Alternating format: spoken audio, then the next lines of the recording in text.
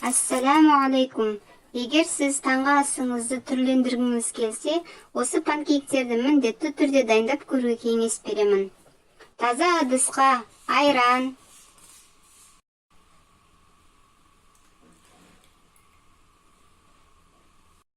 жұмыртқа,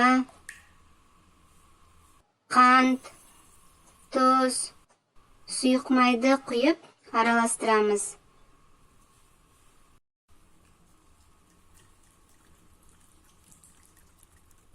Кейін ұнды салып, тағы да араластырамыз.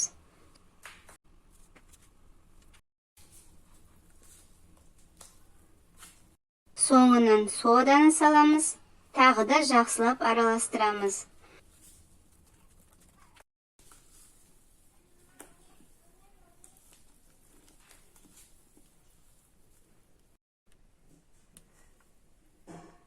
Қызып тұрған табаға май жағып, орташа отта панкейктерді пісіреміз.